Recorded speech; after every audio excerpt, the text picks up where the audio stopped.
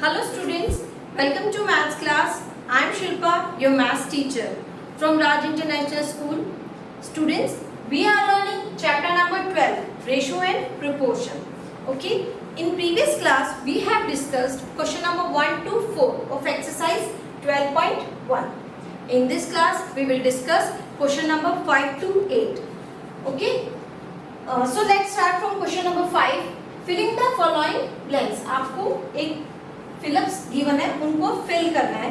तो हमने जो चैप्टर फ्रैक्शन किया था, जैसे हमने स्टार्टिंग में भी इस चैप्टर में बताया गया था कि रेशो को हम एज अ फ्रैक्शन भी ट्रीट करते हैं, तो वहाँ ये इंपॉर्टेंट रोल है इसी चैप्टर में, इस क्वेश्चन में जो 15/18 का इक्वल फ्रैक्शन में गिवन है, अपॉन में डिनोमिनेटर 6 दे रखा है, यहाँ पे हमें ब्लैंक दे रखा है.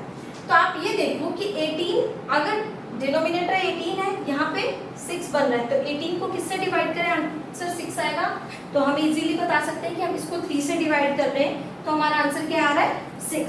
तो जब हम सेम नंबर से डिनोमिनेटर को डिवाइड करते हैं तो डेफिनेटली न्यूमरेटर को भी उसी नंबर से डिवाइड करेंगे. तो यहाँ पे हम किससे डिवाइड करेंगे, 15 को 3 से डिवाइड करेंगे, तो हमारा आंसर क्या आएगा 5. तो हम इस ब्लैंक में क्या कर देते हैं, 5 फिल कर देते हैं. अब एक चीज देखो कि ये दोनों इनके इक्विवेलेंट है, तो ये इजीली फाइंड हो गया. नेक्स्ट स्टेप में ये भी इसके इक्वल शो हो रहा है, तो जरूरी नहीं है कि हम यो भी कंपैरिजन कर सकते हैं कि फर्स्ट को और थर्ड वाले को भी ले सकते हैं, क्योंकि इन चारों के बीच में इक्विवेलेंट का साइन है. अब नेक्स्ट जो स्टेप है, हम अगर देखें कि हमारा 5 क्या बन रहा है 10 है ना, ये इसके इक्वल शो हो रहा है न्यूमरेटर टू न्यूमरेटर. अगर 5 10 हो रहा है तो 5 की किससे मल्टीप्लाई हो रही है, वो है 2. तो 5 की मल्टीप्लाई 2 से करें तो आंसर आया 10. सिमिलरली हम 6 की मल्टीप्लाई किससे करेंगे, यहाँ अगर हम 2 से मल्टीप्लाई कर रहे हैं तो 6 की भी मल्टीप्लाई करेंगे 2 से. तो 6 की मल्टीप्लाई 2 से की तो आंसर आया 12. तो इस बॉक्स में हम क्या लिखेंगे 12. क्लियर. अब जो हमारा रिलेशन देखो दे रखा है, यहाँ पे 30 दे रखा है. ओके, तो हम 12 का 30 से कोई रिलेशन अगर फाइंड आउट करना चाहे तो नहीं आ सकता, डेसिमल में नंबर आएंगे अगर हम डिवाइड भी चेक करते हैं. सेकेंड थिंग, यहाँ से हम इजीली इसका कोई रिलेशन नहीं फाइंड आउट कर रहे हैं, लेकिन क्या हम इस चीज को ले सकते हैं कि 5/6 को 30 के इसके इक्वल कर सकते हैं बॉक्स में, है ना, क्योंकि सबके बीच में इक्वल का साइन है. इट मींस चारों के चारों एक दूसरे के इक्वल है, मतलब चारों ही आपस में एक दूसरे के इक्वल है. अगर मैं 6 को यहाँ पे देखती हूँ कि मेरा डिनोमिनेटर 6 है, 30 बन रहा है, कैसे बनेगा, उसकी किससे मल्टीप्लाई होगी 5 से. अब वो 5 कैसे फाइंड आउट किया, 30 को 6 से डिवाइड करेंगे, आंसर आएगा 5. यानी 5 से मल्टीप्लाई हो रही है 6 की, 6 × 5 30. सिमिलरली 5 × 5 यहाँ पे फाइंड आउट करने के लिए हम क्या करेंगे, 5 से मल्टीप्लाई करेंगे. 5 × 5 25. तो हमारे आंसर में हम इस बॉक्स में क्या लिखेंगे 25. क्लियर. ये चीज तो हमने इनकी फिलिंग द ब्लैंक्स हमने फाइंड आउट किए. उसके बाद आपको एक क्वेश्चन पुट किया गया, आर दीज इक्विवेलेंट रेशियो, क्या ये इक्विवेलेंट रेशियो है. तो हमें क्या करना होगा, जो भी हमारे आंसर्स आए हैं इनका हमें सिंपलेस्ट फॉर्म में लिखना होगा रेशियोज में. 15/18 is equal to 5/6 is equal to 10/12 is equal to 25/30. हमें क्या करना है, इनको सिंपलेस्ट फॉर्म में लिखना है. 3 की टेबल से डिविजिबल है, ये जाएगा आपका 5 टाइम्स पे और ये जाएगा 6 टाइम्स पे. तो हमने इसका सॉल्व करने के बाद ये लिखा simplest form. 5/6 already simplest form में है, तो ये हमारा क्या रहा 5/6. ये हमारा सेकंड वाला आ गया. 10/12 किसकी टेबल में आ रहे हैं, 2 की टेबल से डिविजिबल है, तो कितने टाइम्स पे जाएंगे, 10 जाएगा 5 टाइम्स पे, 12 जाएगा 6 टाइम्स पे. तो 10/12 की हमारी सिंपलेस्ट फॉर्म क्या आई 5/6. अब सिमिलरली 25/30 है, इसको 5 की टेबल से डिविजिबल है, तो इसकी भी सिंपलेस्ट फॉर्म क्या आई 5/6. 5 5 जा 25, 5 6 जा 30. तो आप एक चीज देखो, जो हमने 4 के 4 फ्रैक्शंस गिवन थे, इन सब का आंसर सिंपलेस्ट फॉर्म में करने के बाद क्या आ रहा था 5/6. तो ये पूछा क्या ये इक्विवेलेंट रेशियो है, तो हम आंसर में क्या लिखेंगे, yes these are equivalent ratio, क्योंकि ये फ्रैक्शन में भी इक्विवेलेंट आए तो ये हमारे रेशियोज में भी इक्विवेलेंट होंगे. ठीक है. तो question number, I hope you got the question number 5. जो आपका क्वेश्चन नंबर 6 है उसमें आपको क्या करना है, सिमिलर है क्वेश्चन नंबर 6 और 7, सिर्फ और सिर्फ एक चीज का डिफरेंस है। क्वेश्चन नंबर 7 में आपको डिफरेंट यूनिट्स दी हुई हैं, आपको फाइंड आउट रेशो ही करना है।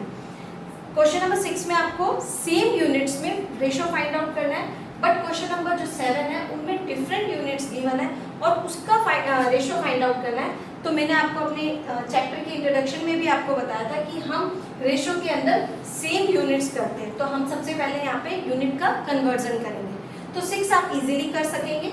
हम क्वेश्चन नंबर 7 को सॉल्व करते हैं।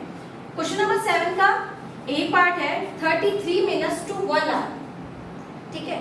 इधर मिनट्स गिवन है और यहाँ पे आर गिवन है। आपको पता है सेम यूनिट नहीं है, तो हमें सबसे पहले से सेम यूनिट में कन्वर्ट करना है। तो मिनट्स को आर में चेंज करने के कंपैरेटिव बेटर क्या रहता है, आर को हम मिनट्स में चेंज कर ले और वो इजी भी होता है। तो 1 आवर इज इक्वल टू, सबको पता है 60 मिनट्स होते हैं। तो अब हम 1 आवर की जगह क्या लिख सकते हैं, 60 मिनट्स लिख सकते हैं। तो देखो 33 मिनट रेशो 60 मिनट, और जैसे हमने बताया था कि रेशो में यूनिट्स नहीं होती, तो मिनट से मिनट्स तो ये कैंसिल हो गए, तभी तो कैंसिल हुए। अब हमारे पास जो डिजिट्स है वो क्या है, 33 रेशो 60। अब ये दोनों ही नंबर किससे डिविजिबल है, 3 से। ये जाएगा 11 3 are 33 रेशो 23 are 60। तो ये इसकी सिंपलेस्ट फॉर्म होगी। देखो 11 और 20 किसी और सेम टेबल में नहीं आ रहे, तो इसका सिंपलेस्ट रेशो करने के बाद क्या आंसर आएगा, 11 रेशो 20। नेक्स्ट हम बी पार्ट सॉल्व करते हैं। बी पार्ट क्या है, 40 सेंटीमीटर टू 1.5 मीटर। अगेन आपको सेम यूनिट नहीं गिवन, तो आपको क्या करना पड़ेगा, यूनिट का कन्वर्जन। अब बेटर है सेंटीमीटर को मीटर की बजाय हम क्या करेंगे, मीटर को सेंटीमीटर में चेंज करेंगे। तो 1 मीटर इज इक्वल टू क्या होगा, 100 सेंटीमीटर।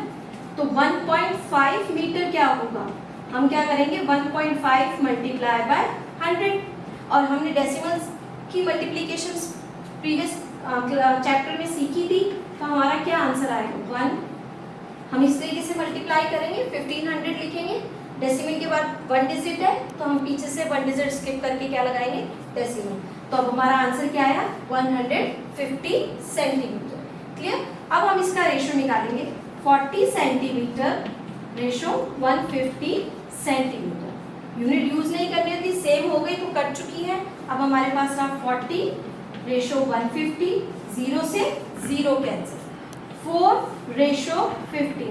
4 और 15 किसी भी सेम टेबल में नहीं आते, तो यही इसकी क्या हो जाएगी, सिंपलेस्ट फॉर्म हो जाएगी। यानी जो सिंपलेस्ट रेशो है हमारा क्या आंसर आएगा, 4 रेशो 15।